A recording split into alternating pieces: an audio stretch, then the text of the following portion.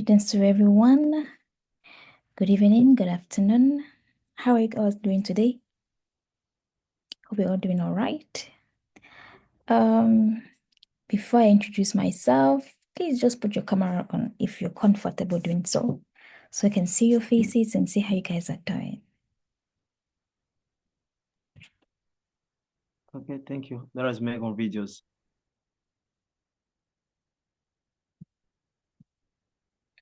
Ok. Salut chat, c'est comment? T'es prêt? Yeah, nous sommes prêts. On ne te comprend pas. We are ready.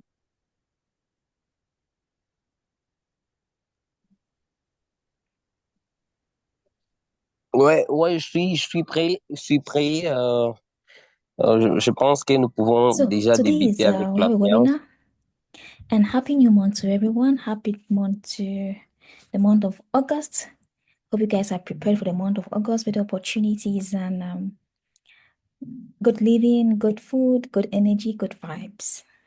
So I'm going to start with our webinar firstly with the words of Nelson Mandela. He says about education. Education is the most powerful tool that they can use to change the world. So if you're educated, how are you using your education to really influence the society? How are you using your education to influence your community? I use my education to create impact. It mustn't be massive, but just a little impact. It makes me happy. And I think that should what everyone's goal, every human being's goal. So today's webinar, we're talking about DRC, Democratic Republic of Congo. And we're being opportune to have someone who lives at DRC, tell us of his experience. What is it living in DRC? What are the conflicts happening there? And what was really affected by these conflicts? So it's an honor to introduce Chad. Please, can you introduce yourself to the audience?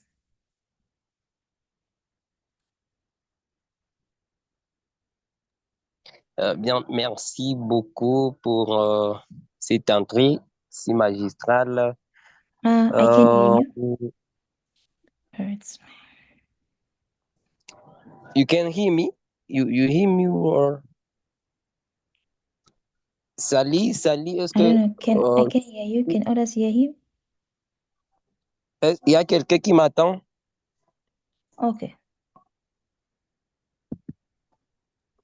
Yeah, we are C'est OK? listening. Nous vous attendons, nous OK. attendons. We are listening. We are listening to you. Come on. OK, ça va. Euh, je suis Shadrach Abamungu depuis la RDC. Vous allez vraiment me pardonner parce que la présentation va se passer en français. Je ne sais pas si Madame Pauline a réussi à traduire la présentation de votre côté. Mon idée était qu'on puisse projeter une présentation en anglais et moi, je serai en train d'expliquer en français. Mais j'ai prévu pour toute éventualité, il y a des problèmes avec les Français, il y a Robert qui est là. Robert s'y connaît très bien en anglais plus que moi. Il peut toutefois traduire pour quelqu'un qui a des difficultés en français.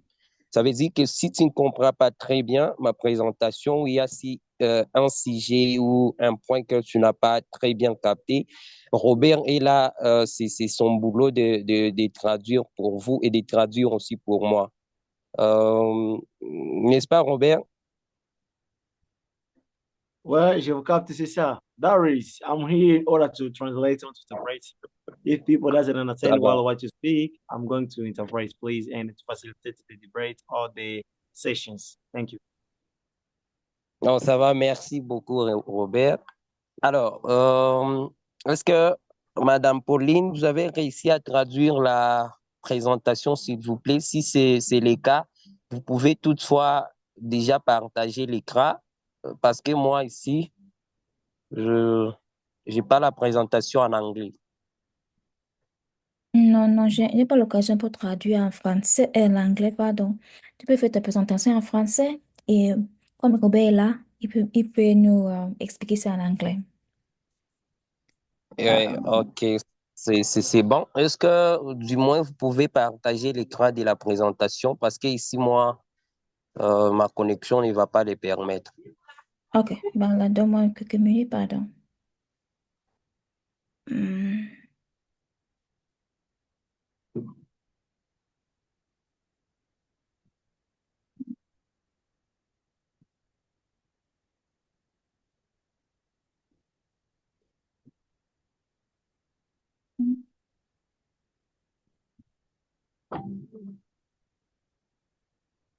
c'est pas si c'est bon.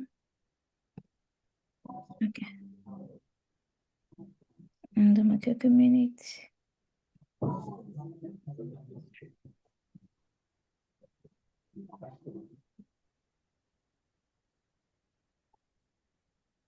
All right.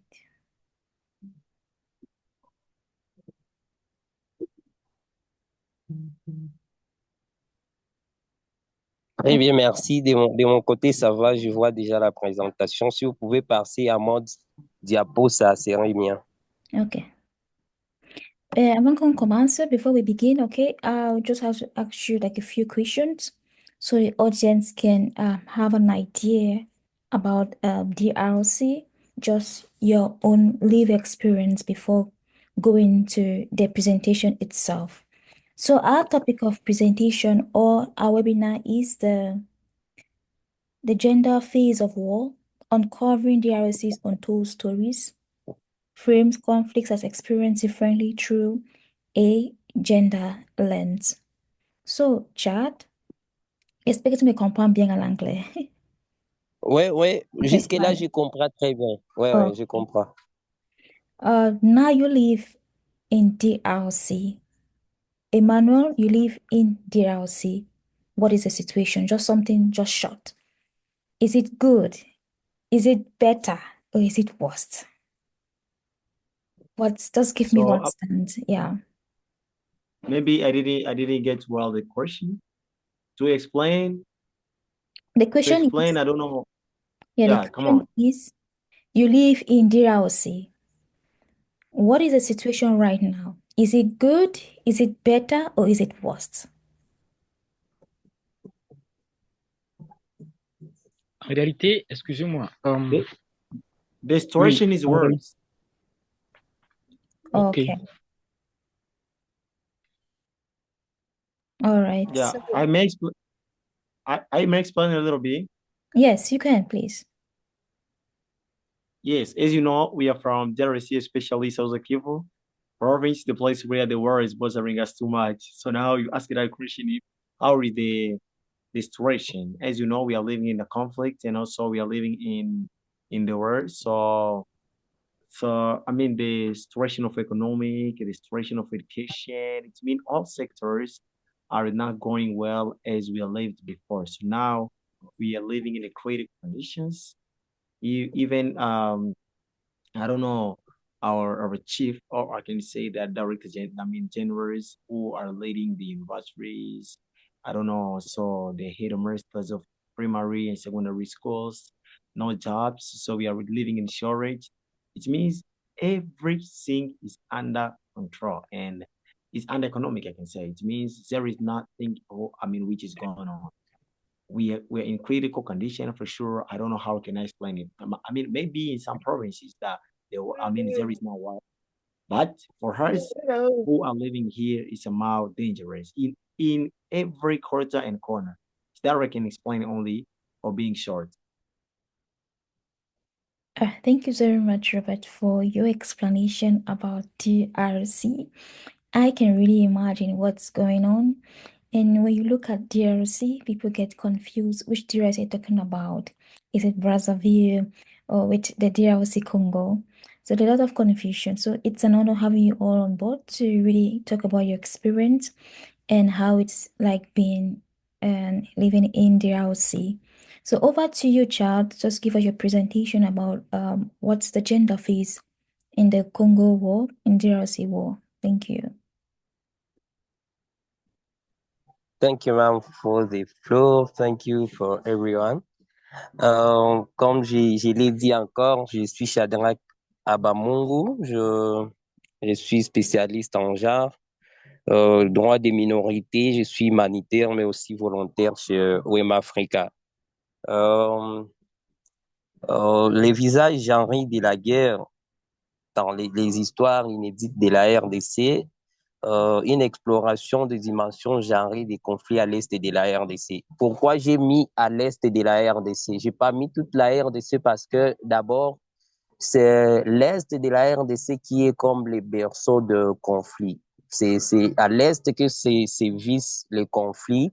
Vous pouvez arriver, par exemple, aujourd'hui en RDC, vous êtes à Kinshasa, la capitale de la RDC, vous allez retrouver une certaine tranquillité et vous allez vous dire, mais non, euh, j'écoute toutefois sur les réseaux sociaux qu'il y a la guerre en RDC, mais je suis à Kin, je ne vois rien, je ne vois ni armes, je ne vois ni affrontements et autres.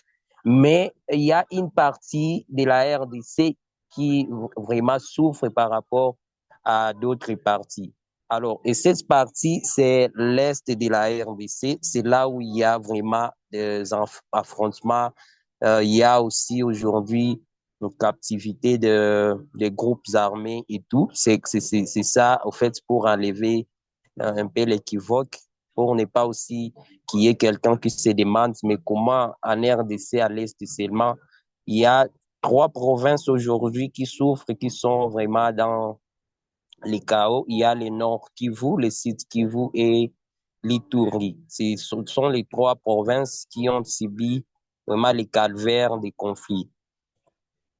Pour continuer, je signale encore parce qu'il y en a ceux qui ne sont pas encore là que toutefois, s'il y a quelque chose qui glisse que vous ne comprenez pas, il y a mon collègue qui est là qui va nous aider à interpréter toutes choses qui semblent difficiles, comme il y a des langues qui divergent entre nous. Moi, je parle en français, vous écoutez beaucoup plus l'assistance parle beaucoup plus anglais. C'est ça ce qui va poser, mais pas beaucoup de soucis. Alors, au-delà des statistiques, des rapports officiels que vous pouvez avoir lu ou ne pas lu, la guerre en RDC représente une réalité vraiment plus profonde. Et cette réalité s'applique différemment et d'une manière disproportionnelle sur les humains et sur les genres. Et quand je parle des genres, je vois prioritairement les femmes, les hommes et autres minorités. Reconnaître la diversité des expériences genrées dans ces conflits est une condition indispensable à une réponse humanitaire juste. Ça veut dire quoi?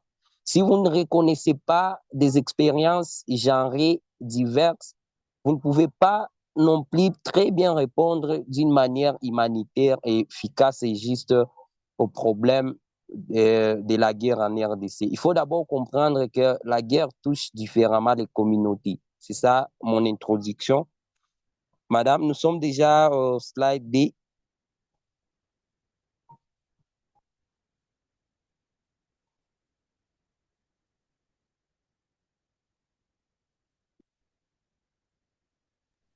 C'est bon?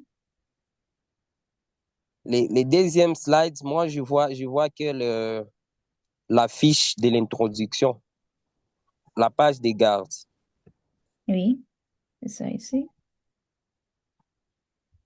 Ouais. Passons déjà à l'introduction. C'est là où j'étais. Oui. Alors, je continue, du temps que madame passe. Alors, quel est le contexte maintenant géopolitique et historique de la guerre en RDC?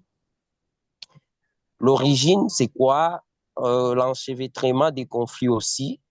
Nous pouvons dire qu'à l'est de la RDC, comme je vraiment cité les Nord Kivu, Sud Kivu et Ituri principalement, cette partie du pays est ravagée par une succession de guerres et de violations des droits humains.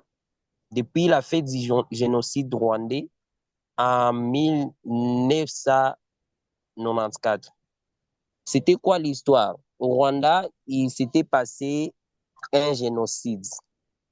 Et selon l'histoire, il y avait eu un ethnie qui était migré vers la RDC.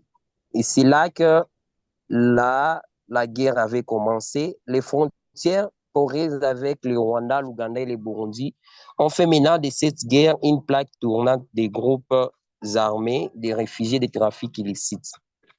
La première et la deuxième guerre datent soit de 1996 à 1997 et la deuxième de 1998 à 2003. Ces deux guerres majeures ont impliqué jusqu'à 9 pays africains, faisant de l'Est les théâtres des conflits les plus meurtriers depuis la Seconde Guerre mondiale. Donc, depuis la Seconde Guerre mondiale, nous pouvons dire que l'Est de la RDC, c'est là où se passe vraiment les théâtres du conflit les plus meurtriers.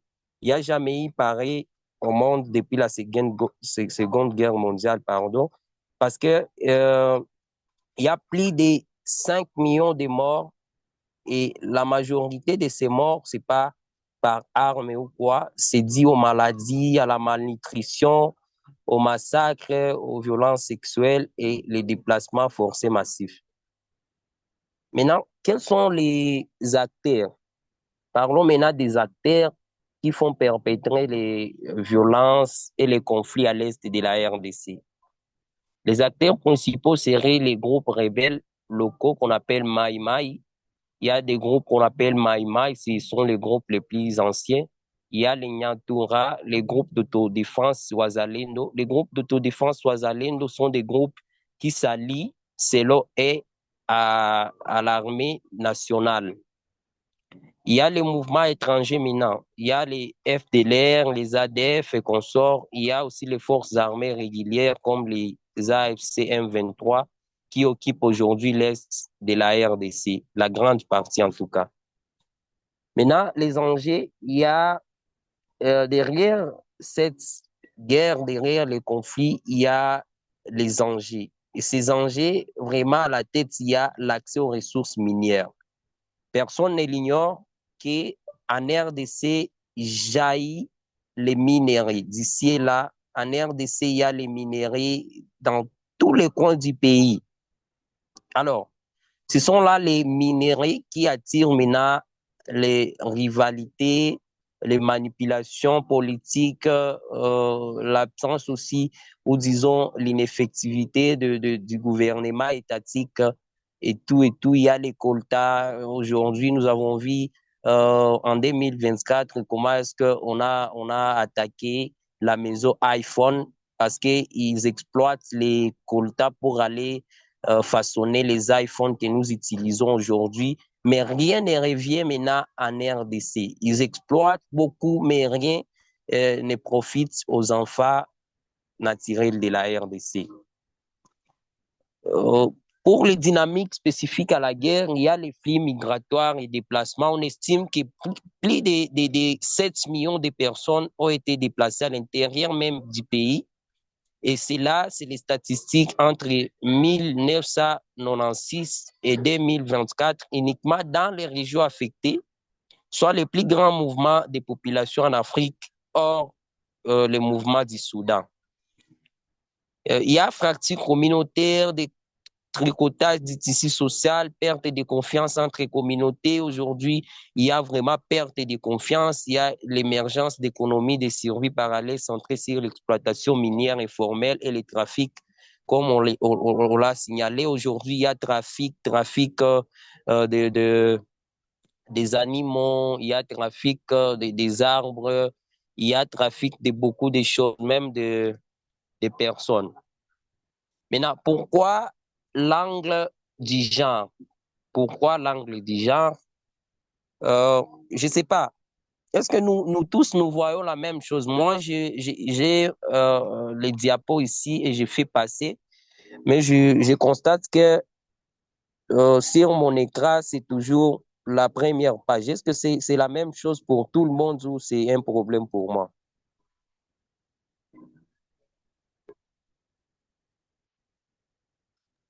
Voir, mais moi, je vois, ce n'est que la page de garde. I see only the cover. I don't see other pages, please.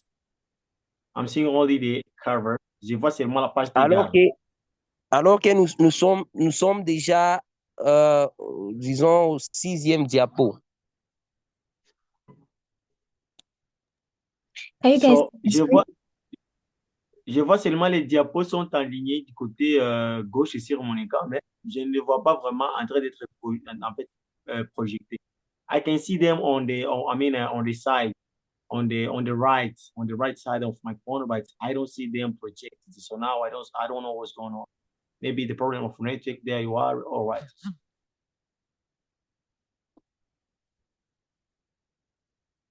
Nous pouvons passer juste, elle peut passer juste au sixième diapo pour que nous soyons tous en train de voir ce que j'ai dit et ce qui est projeté, s'il vous plaît.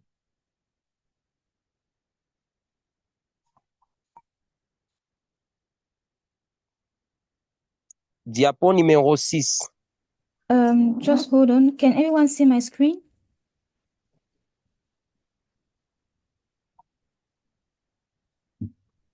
Parce que je suis langue des gendres. Oui, nous voyons l'écran, mais maintenant, les diapos n'est pas adapté. Moi, je suis déjà au sixième diapo pendant que nous voyons nous tous encore la page de garde. C'est ça le problème. Je ne sais pas. Veronica, Vous can pouvez you see my screen? cliquer juste au sixième diapo. Moi, je suis là. We are seeing just the first page. We are seeing the first page. Oh, wow. I'm just falling shit on the angle of genre. Just hold on. Let me try and stop sharing your screen. Let me try again. Can you guys see my screen now? Ouais, là, ça va maintenant. There we can see. We can Okay. see now. All right. All right. Thank you for the notice. Ok, merci beaucoup. C'était juste un petit problème technique. Là, nous pouvons tous voir l'écran et être maintenant à la page. Je disais que pourquoi maintenant voir tout ce que je viens d'expliquer, pourquoi les voir dans l'angle du genre? Pourquoi?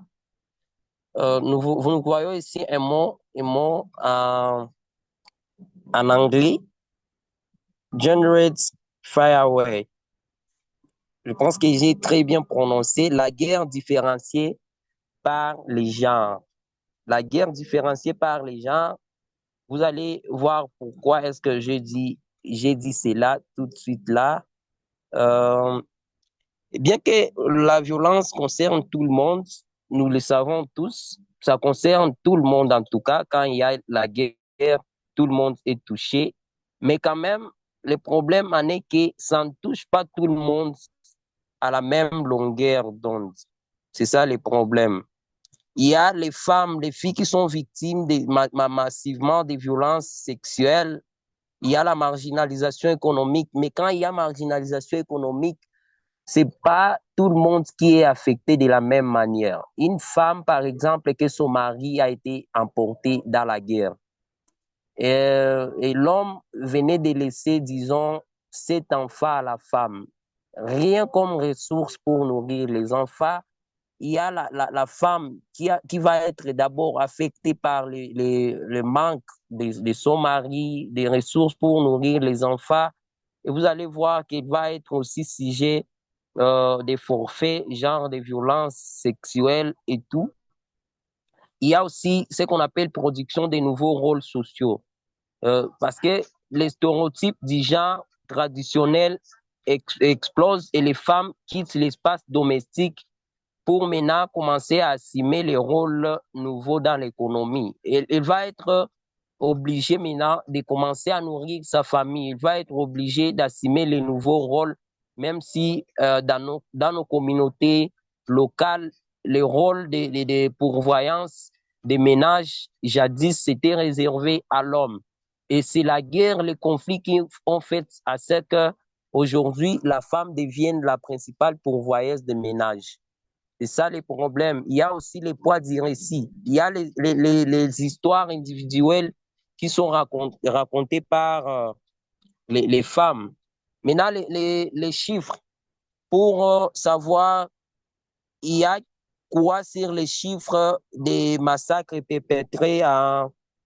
Vous pouvez rentrer un peu les slides précédents pour savoir, ouais, là, pour savoir qu'il y a les chiffres perpétrés, les massacres qui ont été commis, il y a un document qu'on appelle le rapport mapping de l'ONU.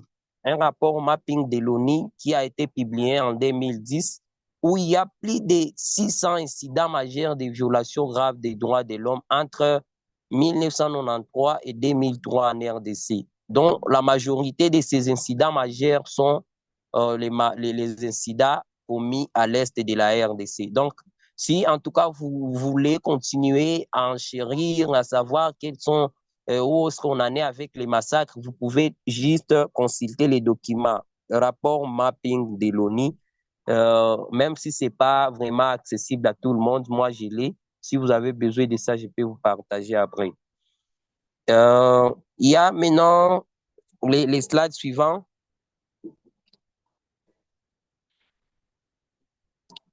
Le deuxième point parle ici les violences basées sur les gens en temps de guerre. Maintenant, nous allons voir les femmes et les hommes. Comment est-ce que les femmes et les hommes sont d'abord victimes? Deuxièmement, comment est-ce que les hommes et les femmes sont des bourreaux? Et troisièmement, comment est-ce que les hommes et les femmes sont les témoins? Donc, premièrement, les femmes et les hommes dans les conflits sont d'abord victimes. Tout le monde est victime, que ce soit les femmes, que ce soit les hommes, même si ça ne touche pas de la même manière, mais tout le monde est quand même affecté. Il y a les bourreaux, ceux qui perpètrent maintenant les conflits, la guerre et tout. Il y en a aussi les femmes et aussi les témoins. Et premièrement, disons que les femmes sont majoritairement victimes, mais pas exclusivement. Parce que les statistiques récentes démontrent que près de 90 à 94% des victimes d'abus sexuels liés au conflit à l'est de la RDC sont les femmes et les filles. Les violences incluent les viols, viols collectifs, esclavage sexuel, grossesse, mariage forcé. Il y a aussi certaines femmes qui sont recrutées, enrôlées des forces et deviennent aussi des bourreaux et participantes actives dans la perpétration des violences. Et là, nous allons voir cela en profondeur dans les slides suivants. Passons au slide suivant. Les hommes maintenant comme des victimes. Nous allons voir comment est-ce que les hommes sont des victimes. Next, please.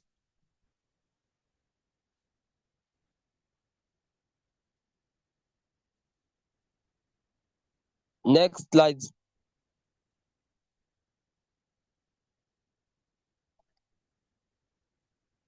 Bien, merci. Nous allons voir maintenant comment les hommes sont aussi des victimes, mais des victimes qui restent sous silence. Dans un cours, on nous avait appris, c'est un cours intitulé Genre, conflit et paix. Et aujourd'hui, j'ai renchéri cela que une étude de 2010 démontre que 22 à 24% des hommes de l'Est du Congo ont subi aussi des violences sexuelles en lien avec le conflit, contre 30% des femmes. Les hommes sont aussi forcés à regarder ou à participer à des violences sexuelles ou encore utilisés comme esclaves sexuels. Alors, ils sont utilisés comme esclaves sexuels. On regarde, imaginez un homme où on entre dans sa maison et on venait de violer sa femme, ses filles devant lui. Alors, cet homme est aussi violé d'une manière ou d'une autre. Ou imaginez un garçon où on entre dans leur maison et puis on dit au garçon de violer sa maman et ses sœurs devant tout le monde, devant son père, devant les enfants, les petits-enfants, devant toute la famille. et cet homme n'est pas aussi violé d'une manière ou d'une autre. Il y a aussi ce qu'on appelle des violences à caractère assimilé à l'homosexualité, qui sont aussi perpétrées un peu partout dans des prisons ou des lieux de détention. Il y a des cas qui ont été signalés. Alors, je voudrais vraiment mettre un point là-dessus pour signaler que à l'est de la RDC, c'est pas seulement les femmes qui sont violentées, mais il y en a aussi les hommes et des cas qui sont vraiment palpables et connus de tout le monde. Maintenant, pourquoi les hommes ne dénoncent jamais? Les hommes ne dénoncent pas parce que il y a des stéréotypes. Il y a des stéréotypes, il y a souvent ce qu'on appelle l'ostracisme, les rejets familiales, la peur d'être assimilé à des homosexuels. Vous voyez, la honte. Aussi, il y a la perte de ce qu'on appelle des statuts sociaux, ce qui rend la reconstruction très difficile des hommes victimes. Parce qu'il se dit, si je dénonce, on va me prendre comme un homosexuel, par exemple, ou si je dénonce que moi, un frère, j'ai couché avec ma sœur sous contrainte de bourreau, oh, on va me prendre comme un fou et tout et tout. Mais quand même, on l'a violé, il va rester avec cela toute sa vie. Toute sa vie, il restera avec cela. Alors, les hommes maintenant comme acteurs. Next slide, please. Les hommes comme acteurs, les hommes comme acteurs et porteurs de traumatisme. Les hommes sont souvent les combattants parce qu'une proportion significative d'hommes témoignent qu'ils ont déjà participé ou été forcés à participer à des actes de violence ou à des abus envers d'autres civils, poussés par la chaîne de violence et le contexte de brutalisation. Il y a aussi la transmission du trauma, l'exposition des garçons à la violence en tant que témoins, victimes ou exécutants. Et là, nous voyons aujourd'hui les enfants soldats. Quand on vient recruter les enfants soldats dans un village, par exemple, on prend d'abord en majorité les hommes. On ne prend pas les femmes. Les femmes, on peut violer et laisser, mais on prend d'abord les hommes pour les fronts. Et cela aggrave la normalisation du cycle de la violence et au sein des générations même futures. Maintenant, où est maintenant la complexité de la réalité genrée? Les femmes d'abord, premièrement, restent la cible principale. Ça, en tout cas, personne ne l'ignore, d'une violence sexuelle systématique.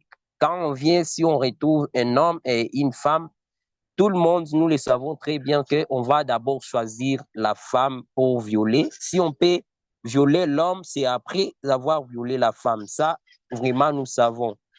Et c'est perçu comme, cela est perçu comme des techniques de guerre. C'est perçu comme une stratégie de guerre pour contrôler, humilier et détruire des groupes entiers. On sait très bien que si on entre dans un milieu, on commence à violer les femmes, ça va leur donner du poids devant leurs belligérants ou autres ennemis. Alors, les hommes, même moins nombreux, sont aussi victimes d'une violence souvent invisible et très mal prise en compte par l'aide humanitaire, aggravant maintenant l'isolement. Quand on vient maintenant pour la réparation, c'est ça aussi le problème. C'est ça les problèmes. Quand on vient pour la réparation, par exemple, on commence par les femmes. Tout le monde a subi la même chose, mais on commence par les femmes, on commence par les filles, mais pas les hommes. Alors, c'est un appel pour nous, WEM Africa, que ce soit tous ceux qui nous attendent ici, de savoir que la prise en charge ou la réponse au conflit, aux violences, aux violations des droits de l'homme doivent être vraiment holistiques et pas spécifiques. Parce que si vous aidez la femme, et imaginez, vous laissez l'homme et pourtant ils vivent dans une même maison. Cette femme-là, vous n'avez pas aidé parce que elle vit avec un homme traumatisé. Tout le temps, ça sera des problèmes à la maison. Maintenant, next.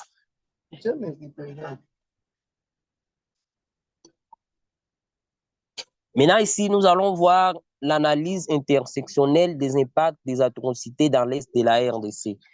Quand on parle d'une analyse intersectionnelle, c'est voir tout simplement comment est-ce que les atrocités se rencontrent et maintenant s'exacerbent. Donc, par exemple, je commence à expliquer. Si je suis un homme vivant avec un handicap, ok, et je suis en même temps albinos, et je suis en même temps sous la moyenne de survie, je suis pauvre, disons, je ne peux pas être vulnérable à même que celui qui a, par exemple, seulement le VIH-Sida. Maintenant, nous allons voir comment est-ce qu'en temps de guerre, il y a des impacts très différemment et il y a ceux qui subissent doublement, triplement, quadruplement même les atrocités de guerre à cause, par exemple, de leur statut, à cause de leur handicap, à cause de leur situation sociale. Ils subissent beaucoup plus d'atrocités en même temps. C'est ça ce qu'on appelle l'analyse intersectionnelle. Maintenant, nous commençons par les personnes vivant avec handicap. En tout cas, je vais vous demander tout simplement de vous imaginer, on venait de larguer une bombe ici, il y a celui qui a une mobilité réduite, toi tu as tes deux pieds, mais l'autre n'a pas ses pieds, il se sert par exemple des béquilles pour se déplacer. Qui va aider l'autre ou qui va échapper en premier entre celui qui a les pieds et celui qui n'a pas les pieds? Alors, c'est ça aussi le problème. Quand il y a la guerre, il y a des personnes qui subissent triplement les stigmatisations et maintenant, ils commencent même à subir les stigmates culturels liés à leur handicap. Par exemple, quand il y a vraiment la guerre, on a tendance à fuir et à laisser les personnes vivant avec handicap. Parce que les regards vont se dire, moi, je ne mourrai pas à cause de celui-ci ou de celui-là, à cause de son handicap, à cause de sa mobilité qui est un peu réduite. Il y a aussi des complications dans l'insertion de ces personnes vivant avec handicap au moment, et l'inclusion au moment où il y a de l'aide. Il y a les personnes aussi vivant avec le VIH. Les conflits aussi amplifient la stigmatisation des personnes vivant avec le VIH-Sida, souvent perçues comme contaminantes ou faibles dans leur communauté. Il y a les violences sexuelles fréquentes dans la région qui augmentent aussi les risques de contamination de violences sexuelles. Parce que s'il y a quelqu'un qui a, par exemple, sa maladie et il connaît très bien qu'il a les virus, s'il y a la guerre, il peut toutefois facilement contaminer les personnes parce qu'il a l'effet vert de faire l'acte sexuel comme il le veut. Il le veut, personne ne va contrôler cela. Il n'y a pas ni l'État régulateur, il n'y a pas la police. Et là, il y a maintenant contamination du VIH-Sida en période de la guerre. Il y a aussi l'accès aux traitements antirétroviraux qui est souvent interrompu par les déplacements forcés. Et ça, vraiment, c'est un problème aujourd'hui parce que quand nous participons dans les réunions des clusters, des organisations des Nations Unies, les agences comme OCHA, c'est vraiment aujourd'hui un problème. Il y a coupure, il n'y a pas approvisionnement aujourd'hui des kits antirétroviraux pour les personnes vivant avec le VIH-Sida, même pour les femmes, les femmes, les kits de dignité, il n'y en a pas, il y a pas les kits nécessaires dans les hôpitaux et tout. Maintenant, les femmes vivent vraiment les calvaires. Next slide, please. Voyons aussi les personnes albinos. Ici, c'est tout un problème. C'est tout un problème parce que je ne sais pas si c'est aussi le cas chez vous, mais en tout cas, ici, une personne albinos est perçue. Il y a des superstitions malveillantes selon lesquelles une personne albinos, c'est comme de la matière première parce que ces membres sont vendus comme de l'or. Je sais pas si chez vous aussi c'est le cas, mais si c'est pas le cas, c'est une information. Une personne albinos ici et doit être plus que protégée parce que tout le monde cherche à kidnapper une personne albinos, à faire du n'importe quoi avec ces genres de personnes. Maintenant, imaginez, en période de guerre maintenant, en période de conflit, la personne est là juste pour cible des mutilations, des assassinats des groupes armés qui utilisent des parties de leur corps pour des rituels et tout. Il y en a aussi les parties de leur corps qui sont expédiées un peu partout dans les trafics illégaux. En tout cas, c'est vraiment un problème pour ce genre de personnes.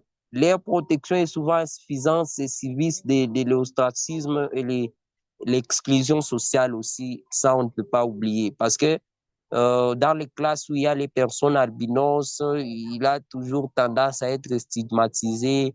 Il y a tous les genres de superstitions derrière sa vie. Maintenant, bon, tout le monde connaît. Les femmes, pendant les guerres, elles sont sujets de viols, sujets de mutilations aussi, parce qu'il y a des parties du corps de la femme aussi que, selon les superstitions qu'on vend et tout et tout. Et il y a aussi la femme qui porte souvent la charge économique et familiale dans l'absence des hommes qui sont, par exemple, décédés, qui ont été enrôlés ou déplacés forcément. Par exemple, son mari a été enrôlé, comme je l'ai dit premièrement dans mon introduction, et c'est la femme qui doit vraiment prendre maintenant la charge de toute sa famille, voire même la famille du mari, voire même sa famille vraiment élargie, et c'est tout un problème. Euh, il y a maintenant les enfants aussi. Les enfants, soldats enrôlés des forces, que ce soit les filles, les garçons, sont soumis aussi à des violences externes. Il y a les filles qui subissent fréquemment des violences sexuelles répétées avec des personnes plus âgées qu'elles et tout. Il y a les enfants nés des viols qui sont stigmatisés après la guerre. Souvent, après la guerre, il y a les bourreaux qui sont passés et qui ont laissé des grossesses d'ici et là en désordre. Il y a vraiment des milliers de grossesses qui émanent des violences, des viols, et qui, les enfants maintenant, quand les enfants sont nés, ils commencent maintenant à subir les stigmatisations dans leur communauté, ils commencent à être rejetés, à être abandonnés. Mais aussi, il y a une autre catégorie des enfants dont leur père était des soldats. Par exemple, ici à l'Est aujourd'hui, les soldats avaient fui pour laisser la place aux rebelles. Et aujourd'hui, leurs enfants vivent les calvaires. Vraiment, les calvaires, il n'y a pas l'assistance de la part de l'État et tout. C'est ce qui se vit avant et après les, la guerre ou le conflit. Next.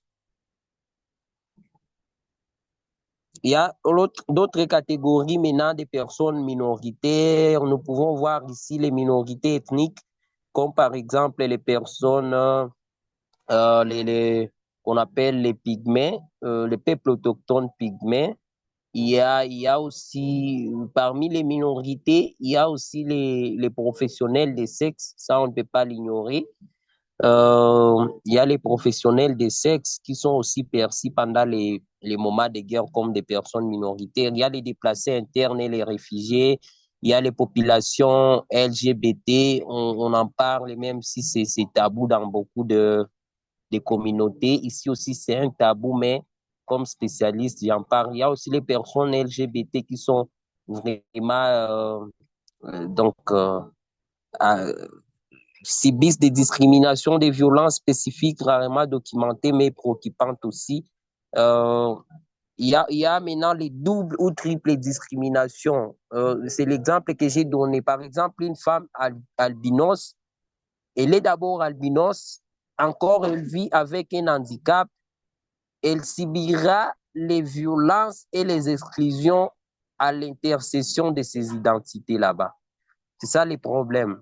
Par exemple, aussi une personne qui est un peu, il est handicapé, il vit encore avec le VIH-Sida. Par exemple, une personne qui est pygmée, il est encore handicapé. Il vivra encore ce genre vraiment d'atrocité. Il y a aussi les effets psychologiques très graves et durables, un peu de services adaptés à l'ensemble des groupes. Maintenant, après la guerre, il y a ceux qui restent avec des tracas, ils restent avec vraiment une coupure, des cicatrices psychologiques très graves. Vous pouvez lire plus dans les rapports que j'ai cité la source là-bas. Next, please.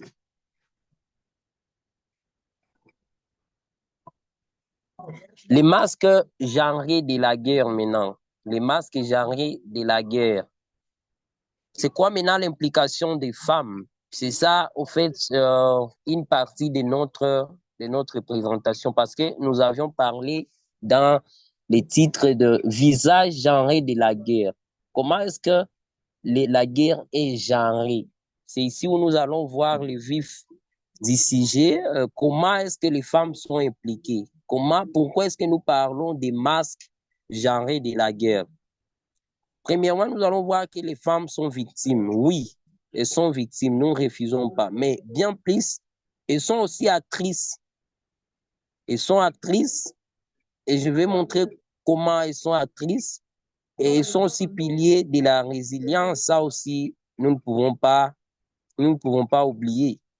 Il y a les femmes qui démontrent vraiment le leadership transformatif est très élevé. Il y a vraiment les exemples. Quand nous allons citer, je vais citer quelques personnages ici à l'Est qui sont aussi à l'international, que tous ici nous connaissons, qui essaient maintenant dans l'humanitaire, la médiation, la gestion des projets de survie pour les déplacer à mettre quelque chose. La participation au processus de paix entre marginalisation et percée. Bien que les progrès notables aient réalisés depuis les années 2000 là pour inclure les femmes dans les négociations de paix, notamment sous l'impulsion de la résolution 1325 du Conseil des Nations Unies, leur représentation dans les cercles de décision demeure largement symbolique. C'est ça aussi le problème. Dans la recherche de la résilience, les femmes demeurent toujours et leur représentation demeure symbolique. Lors des principaux sommets, Nairobi ou Luanda, la majorité des chefs des délégations décideurs étaient des hommes. Et la participation des femmes reste cantonnée à la société civile, reste marginale, même si quelques pionnières obtiennent les postes d'influence à l'échelle nationale et continentale. Mais quand même, ça reste à désirer et ça reste à continuer à débattre réalité pour que les femmes soient activement représentées sur toutes les sphères de la vie. Next.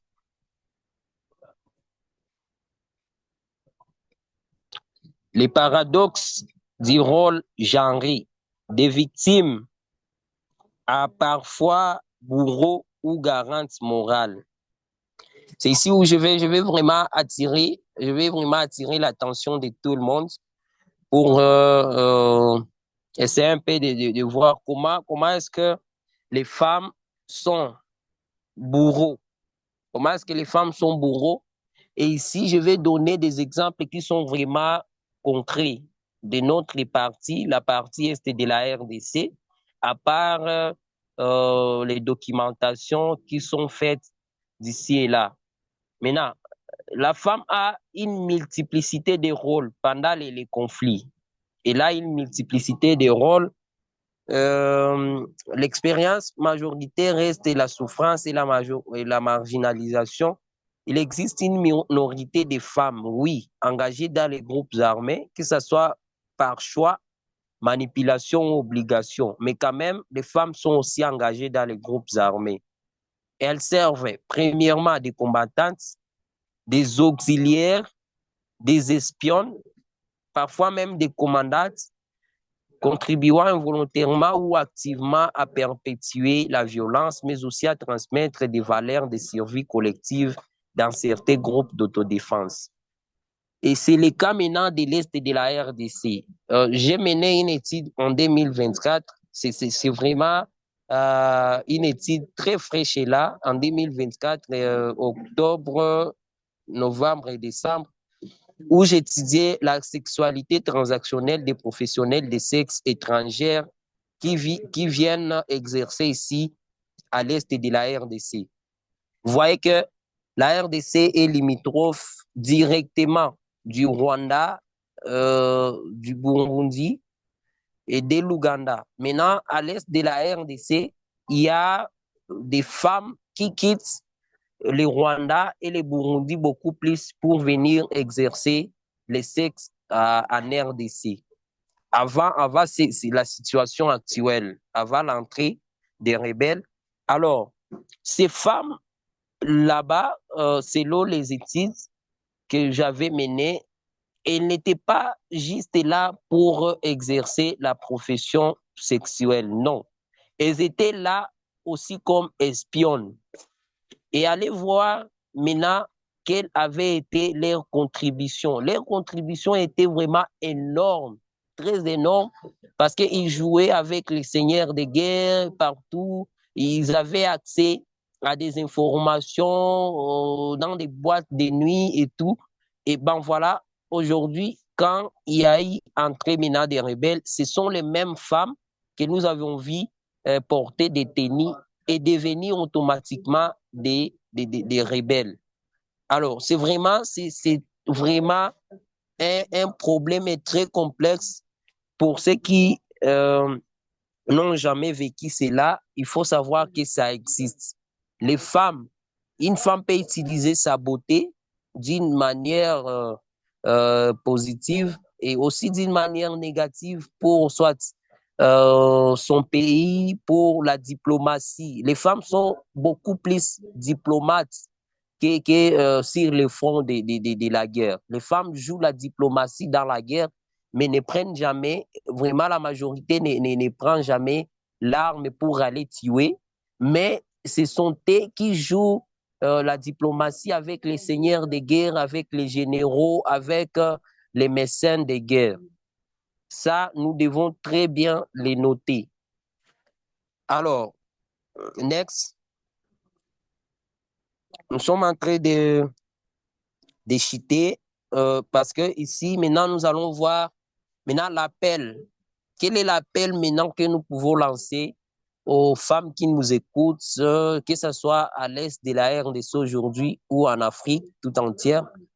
Nous pouvons dire que les femmes aujourd'hui montrent une certaine résilience, un concept clé dans les contextes de conflits prolongés. La résilience qui désigne tout simplement la capacité des individus ou des communautés à surmonter des chocs violents, des guerres, déplacements, violences, en reconstruisant leur vie, souvent dans des conditions extrêmes, avec peu de ressources. Et aujourd'hui, c'est ce qui s'est fait maintenant à l'Est. Les femmes essaient de faire quelque chose, que ce soit sur les niveaux politiques, diplomatiques, les niveaux médiatiques, sur les terrains. Les femmes sont là pour essayer un peu de relever les défis. Les femmes ont développé des stratégies d'adaptation et de reconstruction face à des défis multidimensionnels, des viols comme armées de guerre, destruction familiale,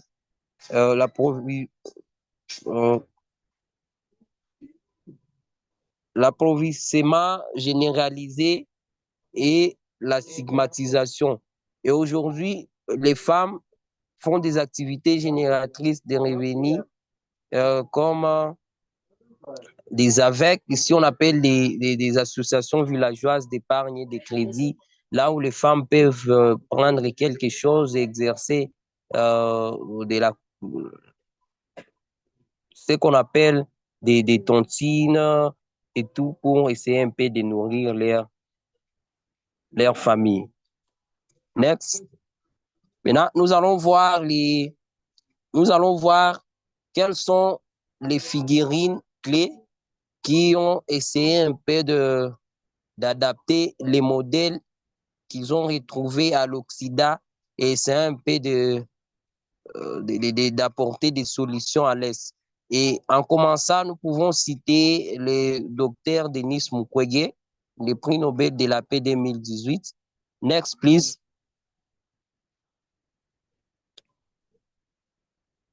Le docteur Denis Mukwege, tout le monde le connaît, c'est lui le prix Nobel de la paix 2018. Et aujourd'hui, c'est un modèle emblématique, que ce soit à l'est de la RDC, en Afrique et au monde, pour son soutien psychologique qu'il essaie d'apporter aux victimes de la guerre et la réhabilitation et un accompagnement juridique des survivants des violences sexuelles. Il a un centre qu'on appelle Fondation Panzi. Ces fondations, c'est un centre qui joue un rôle dans la formation et l'autonomisation des femmes. Il y a aussi des coopératives économiques féminines, comme je l'ai dit, là où il y a des avec, il y a aussi des programmes de formation et d'éducation que les ONG nationales, internationales essaient d'apporter pour aider les femmes.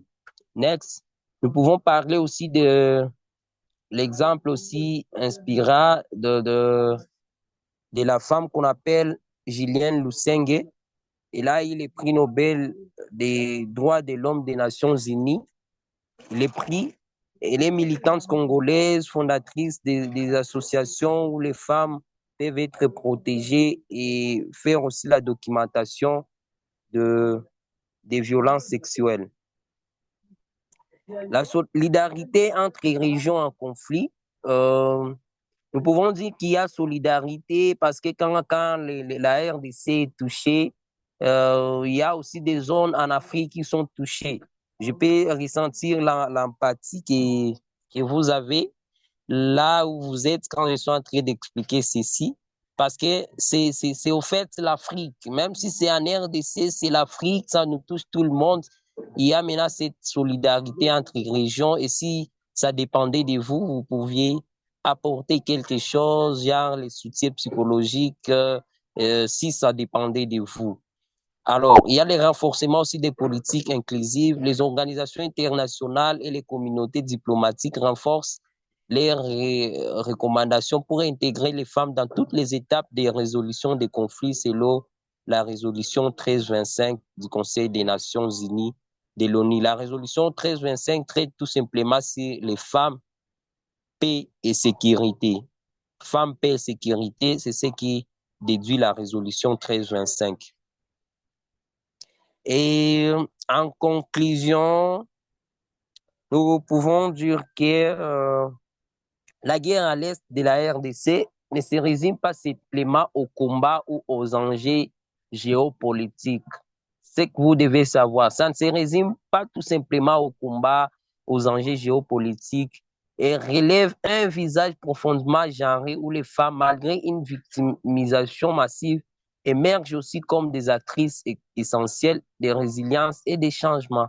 Et à travers leurs souffrances partagées, qu'il s'agisse de violences sexuelles, de marginalisation, elle incarne la capacité de transformation et d'espoir portée par des initiatives locales, des réseaux de solidarité et un engagement politique croissant. Parallèlement, il est crucial d'intégrer la réalité souvent invisible des hommes, comme je l'ai dit, victimes de violences basées sur les genres et de multiples formes de vulnérabilité liées à des identités croisées, handicap, affiliation technique, statut socio-économique. Reconnaître aussi la complexité intersectionnelle.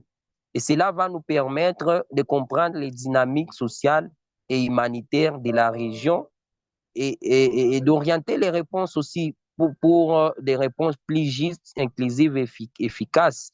En favorisant les rôles des femmes et leur pouvoir d'agir, nous participons à bâtir aussi un avenir où la paix et la dignité retrouvent leur place au cœur de la société congolaise et pas simplement la société RD congolaise, mais la société africaine en général. Que retenir? Premièrement, les femmes sont vraiment des résilientes. Deuxièmement, les femmes qui m'écoutent doivent faire tout pour ne pas participer d'une manière ou d'une autre dans les conflits. Même si le conflit est inévitable, mais il faut savoir comment s'y impliquer. Troisièmement, il faut reconnaître quand vous voulez apporter une aide qu'il y a les personnes les plus touchées que les autres. Il ne faut pas apporter de l'aide d'une manière égale, mais d'une manière qu'on appelle équitable. Donner à chacun selon les besoins qu'il lui faut pour survivre.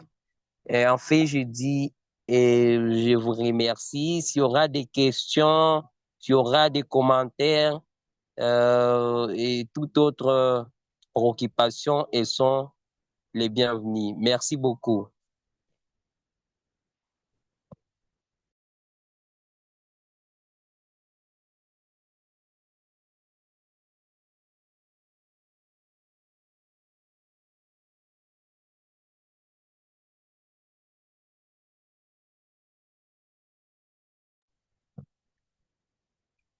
Hi Chad, merci beaucoup pour la présentation. C'était très explicit.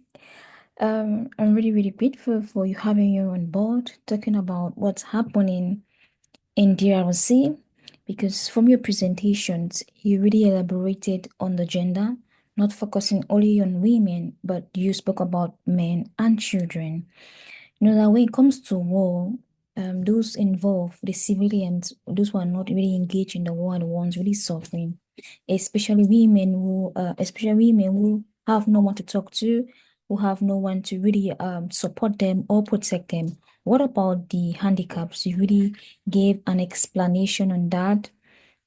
You gave an explanation on that on how this scheme can be managed so far, and through that, it gives you a broader perspective that if there is war in Africa, are we really prepared to really support these people? If there's really war in Africa, who are the ones really suffering?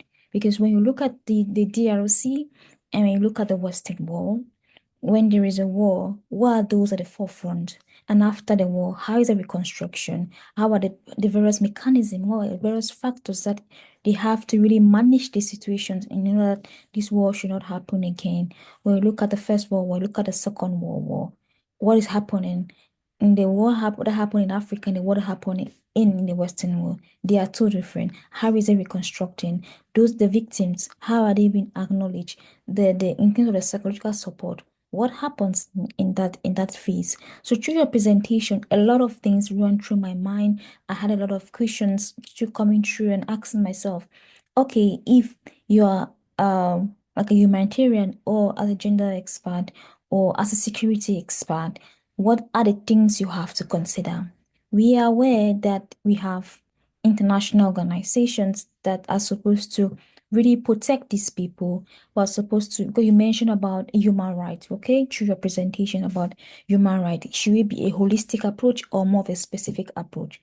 And you emphasize that it should be from a holistic approach where we should not focus only on the women because they are vulnerable, rather we should look at the men as well because they have psychological trauma. How do we support them?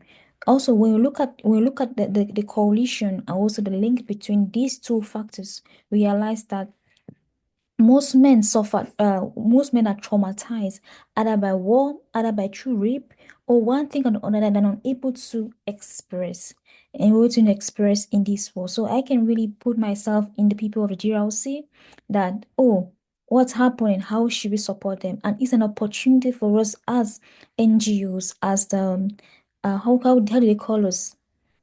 They call us the eyes of the government, because we're the one going to the field, what they want, seeing what's happening. We're going to tell them what should we do as an organization, as Women Africa, to really look into these community, look into these cases where these people are being neglected, these men are not being able to express themselves. What about the handicaps? What about the albinos? What about other people who have no one to look into? So the floor is open for any questions. Do you have any questions so far before I ask my question?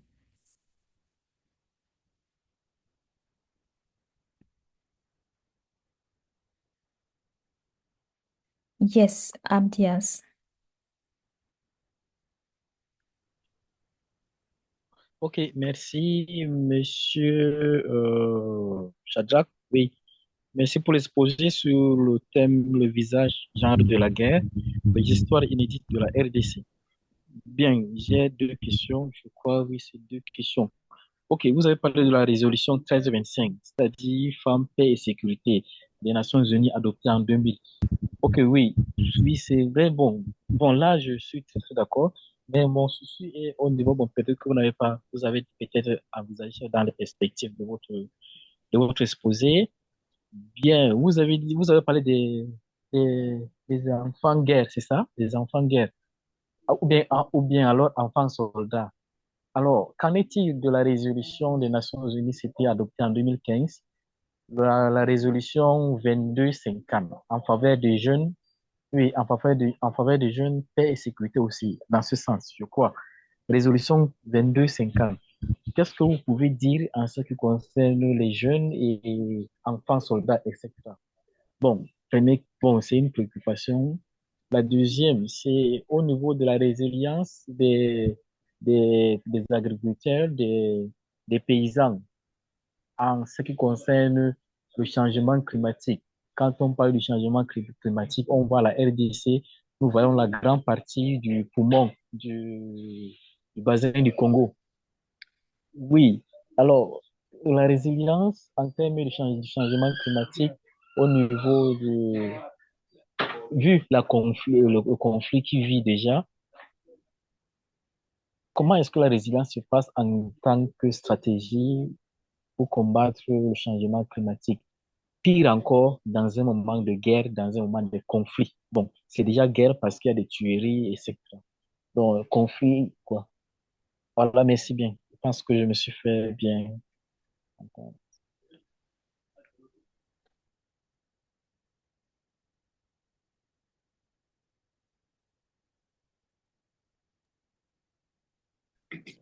Bien, merci. Et Pauline, je peux répondre directement. Bien sûr. Oui, premièrement, il a parlé qu'en est-il de l'agenda 2250 qui parle de paix, jeunesse, paix et sécurité, je pense. Et comment cet agenda influence les enfants soldats et, et les jeunes en général. Deuxièmement, il a voulu savoir comment est-ce que se passe la résilience du côté de la question environnementale, la gestion de l'environnement, l'écologie et tout, étant donné que la RDC, c'est ça les poumons, disons les pays solutions, comme on l'appelle, parce que c'est à travers ces forêts que le monde respire. Maintenant, en temps de guerre, il a voulu savoir comment est-ce que cette résilience se passe et bien plus chez les femmes. Je vais commencer par la première question. L'agenda 2250, jeunesse, paix et sécurité, a 5 piliers. L'agenda a 5 piliers. Quand on parle des enfants soldats, c'est les cinquième pilier qu'on appelle réhabilitation qui intervient souvent. Et c'est ce qu'on est en train de voir un peu parce que je fais partie de la coalition jeunesse, paix et sécurité de la RDC. Et c'est pilier la barre réhabilitation qui est en train d'être mis en œuvre via toutes les organisations qui travaillent sous ces piliers sont regroupées ensemble et forment ce qu'on appelle donc un groupe thématique clé, réhabilitation, ici au sud Kivu et au nord Kivu, parce qu'il y a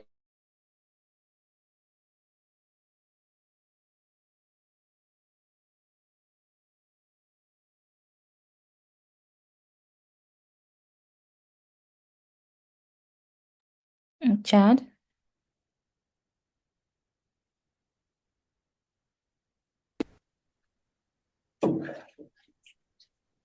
il y a un problème, madame.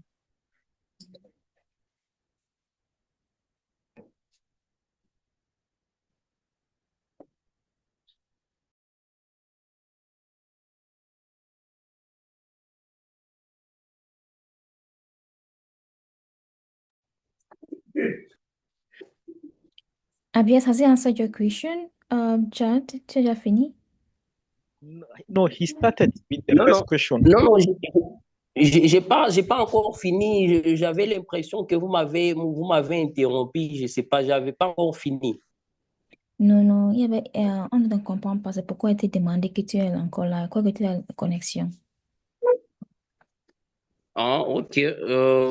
Sinon, messieurs, bon, pardon, j'ai pas capté les noms. C'est lui qui a posé la question. J'ai pensé que on était sur même longueur d'onde, je pense. Oui, oui, oui, bien sûr. Ah, ok. Sinon, on peut continuer. Alors, je Oui. disais que ici en RDC, on travaille déjà sur la question, les piliers réhabilitation. Il y a aussi les organisations qui sont regroupées dans les piliers participation et prévention. Et ces organisations aussi travaillent de leur côté. Nous sommes en train de nous regrouper pour mettre en œuvre l'effectivité de cet agenda jeunesse paix sécurité. C'est déjà une coalition, ça veut dire que les choses avancent et ça va donner d'ici là. Les enfants soldats, nous allons essayer de mener des plaidoyers. Nous allons, parce que c'est un pilier aussi plaidoyer, pour les retirer dans les groupes armés et, et les réinsérer dans leur communauté. C'est un peu ça. Pour la deuxième question, il faut savoir que c'est compliqué. C'est compliqué parce que si nous prenons l'exemple du parc national de Kaouzi-Biega, qui y est dans la partie est au site Kivu, et cette partie est aussi prise en otage par les rebelles M23 à ce moment-ci. En tout cas, il y a pas une résilience qui se montre un peu effective parce que il y a des femmes même il y a des femmes, pardon, qui sont participantes dans la destruction du parc. Et ils font des brises avec les arbres du parc. Il y a aussi les animaux très rares qui sont en train de se vendre et tout. Alors, en tout cas, c'est tout un problème. Mais les projets vont venir, les projets sont là, mais maintenant, l'implication, l'effectivité de ces projets, c'est ça ce qui pose problème. Du coup, il n'y a pas accès humanitaire. Même si vous avez votre projet, vous ne pouvez pas aller les mettre en œuvre parce qu'il n'y a pas accès. C'est ça un peu le problème. Mais avant la guerre, il y avait déjà des avancées. Le parc était très bien protégé avec des plaidoyers un peu à l'international.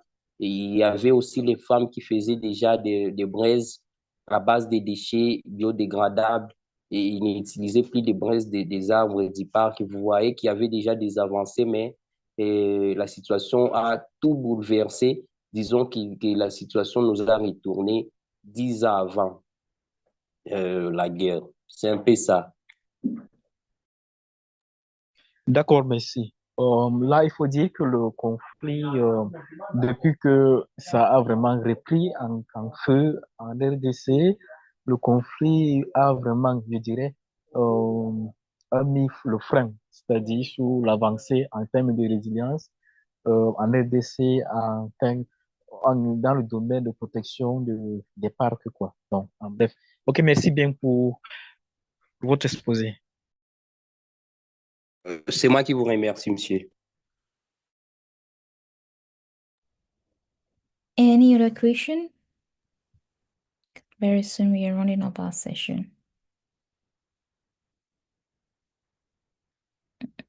Veronica, Noella, any questions? Vous avez des questions?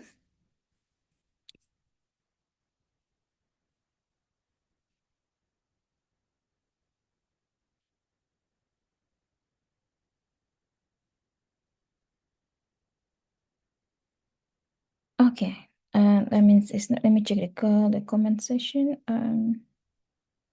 Let's see. Okay, no questions so far. So my question goes to Chad, but I thought Emma was here, but he has left. So I had a question for Emma. Okay. I can help you, Colin. I can help you. Yeah, okay. So my question goes to Chad. You spoke explicitly about the issues happening in the DRC. That's DRC as a country. That's DRC as a place on its own. What are the lessons that we can learn as Africans? Because I'm a Cameroonian, so what are the lessons we can learn from what's happening in DRC? One, to prevent the conflict, and two, how to recover from conflict. Ok, Monsieur Shadrach, Madame Pauline pose la question à savoir, bon, de tout ce qu'on a suivi, on a entendu de la RDC, de tout ce que vous avez dit là, quelles sont vraiment les leçons clés en termes de protection? Comment est-ce que, bon, puisqu'elle a dit, elle est du Cameroun, oui, en termes de leçons clés pour nous, les Camerounais, and you said you talk of protection lessons. Oui, oui. Comme je suis let me go. Comme je suis camerounaise et comme tu parles de Yes. DRC, et nous sommes tous des Africains. Parce que quelque chose qui Yes. arrive à DRC, yeah, something that happens in DRC can also happen in any African country. So you that are living in the DRC, okay, what are the lessons that you have learned that we as Africans need to learn?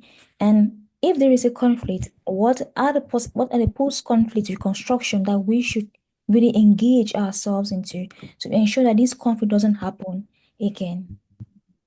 Ok, elle pose la question à savoir, bon, de la réalité de ce qui se passe en RDC, nous qui vivons dans d'autres pays africains, nous sommes tous des Africains.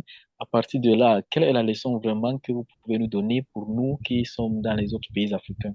C'est-à-dire en termes de stratégie ou bien, oui, stratégie de résilience lorsque nous allons vivre aussi de ce genre de conflit qui mène des destructions, c'est-à-dire des vastes conséquences. À partir de là, quelle stratégie de résilience ou bien quelle stratégie de reconstruction est-ce qu'on peut envisager?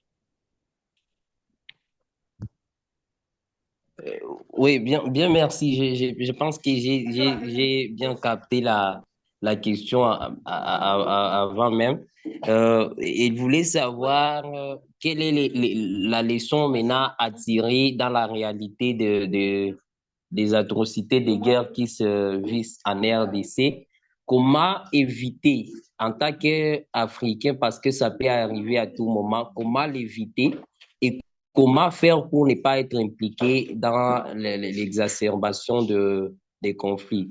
Si c'est un peu ça. Mais je pense que la réponse était dans ma conclusion. Là où je dis que, premièrement, nous savons que les femmes, bien évidemment, sont vraiment touchées pendant les moments des conflits.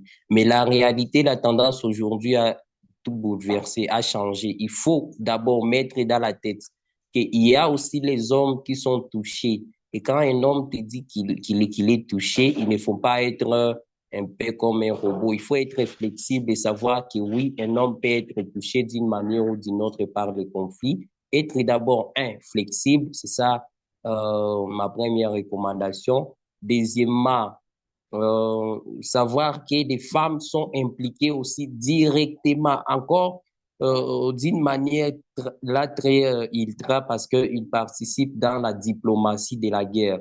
Ils ne font pas utiliser votre beauté, par exemple, excusez les mots, votre beauté pour exacerber les conflits.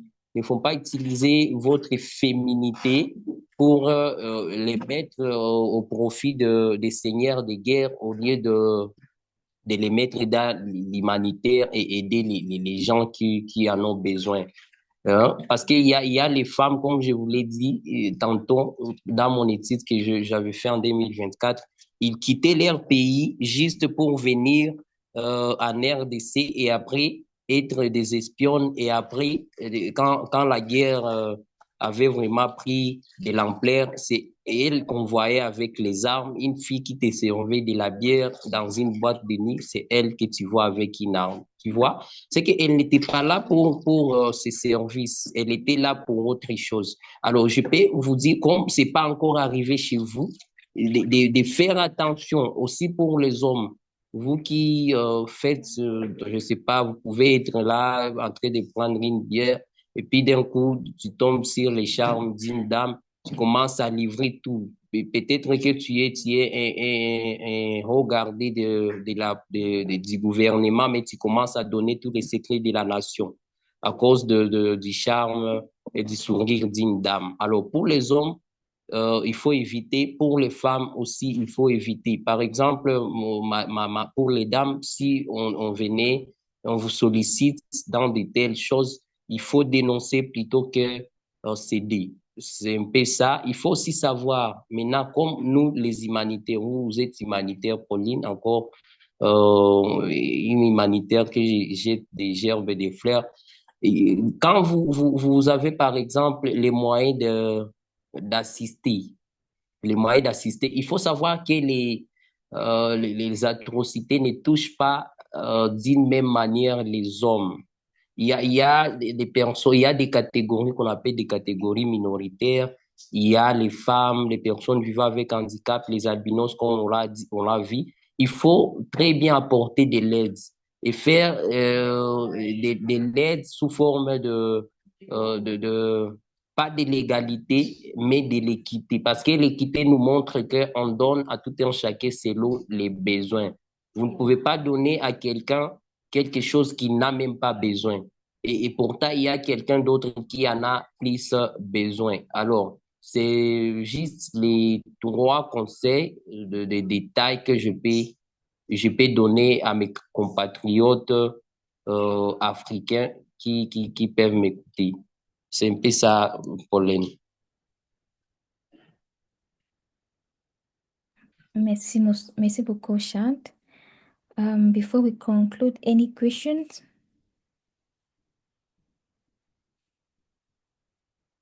Any other questions? Any recommendations? Any contribution? Emmanuel, do you have anything to say, to add? So, yeah, I could add something or what Mr. Sadrack come to say. So when he's being exposing or doing the exposition of his documents, so and he tried to show us to give the reference of the document, Mr. Denis Mukwege, the Nobel Prize in his reports published in 2010 reports called Mapinga. So the report talk about how to build a peace here at east of DRC, South Kivu, the three provinces, Ituri, South Kivu, and also North Kivu. So in that report, so Mr. Mukwege tried to show us a large number that the conflicts is already done like healing. So many people and millions of people are trying to, are killed. And then the things that I can say is we are working in a humanitarian world. So we are working in organizations. That I can say is this. It's like a recommendation or suggestion, but it's not part for what Mr. Shadrach explained today because it was so deep and important.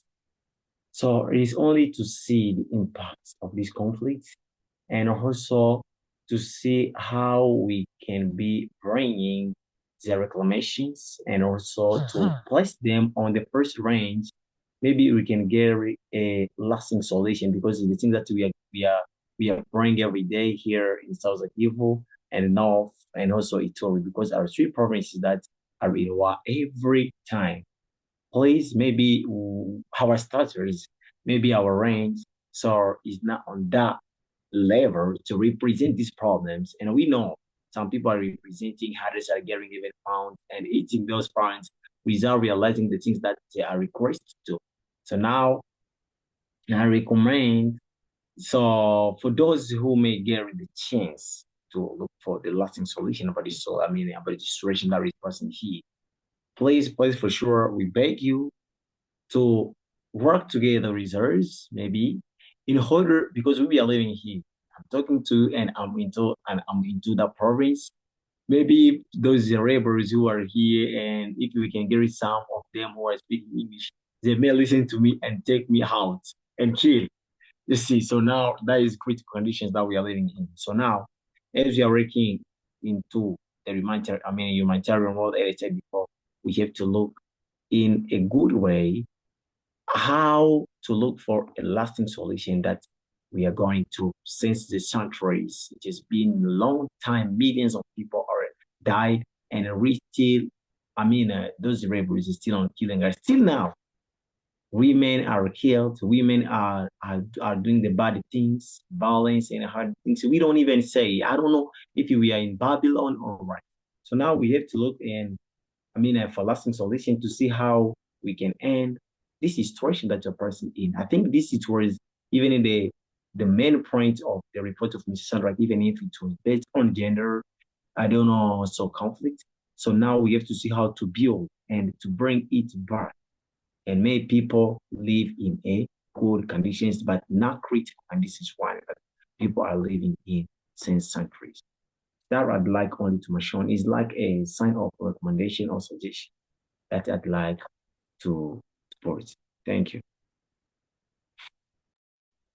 So thank you very much, Emmanuel, for your contribution and bringing out some examples of what is it Dr. Dennis? Yeah, Dr. Dennis is doing so far. He won a Nobel Prize Prize 2 years ago, and is really very recommendable. That shows that you as an individual in any field you find yourself, you can contribute, you can help reduce, you can be a tool for peace, to really reduce the conflict, to really mitigate the conflict, and to ensure that these people, especially the minorities, are really being heard and being supported and being provided for.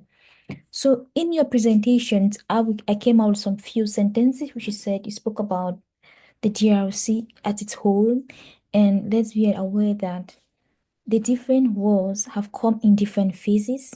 So therefore, when we want to approach it on how we want to solve the issue, we have to look at them from those different areas you spoke about, from the 1996 to the 2003, yeah, four. And this is how the wars have begun. And now, how is it happening? It's a different phase. That means different periods, different wars, different statics, and different tools that they can use.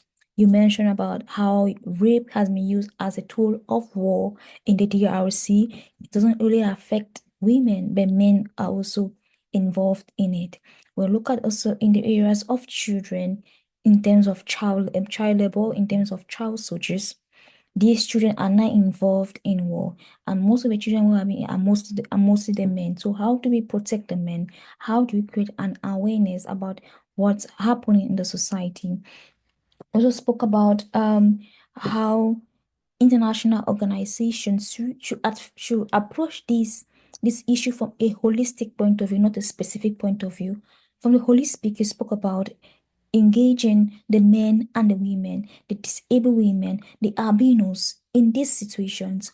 I also spoke about post-conflict, how can we reconstruct a new DRC? How can we use women because they are good as diplomats, even though they're being seen as vulnerable group of persons, they can also be used as a tool for peace. So how should this be done?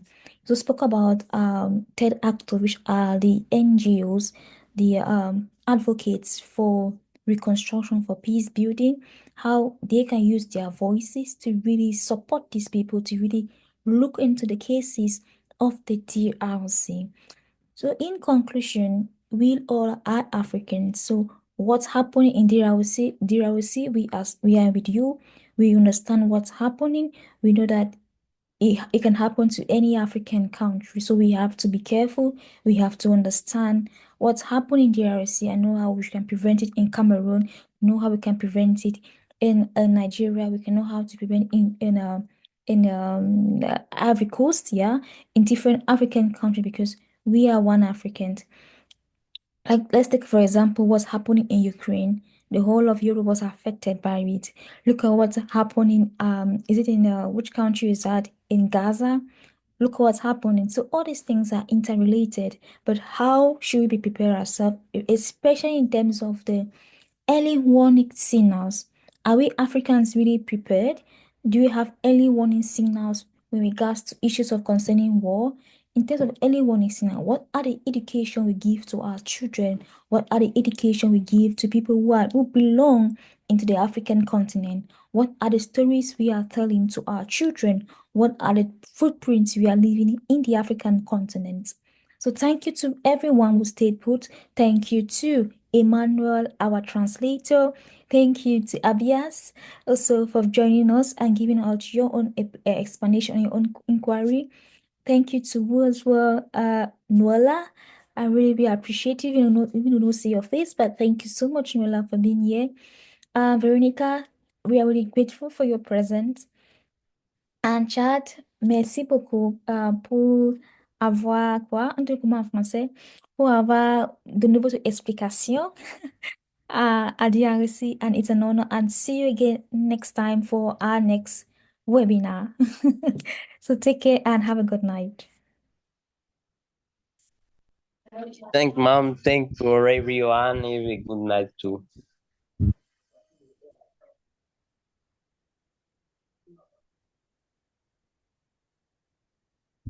Hi, Noella. How are you?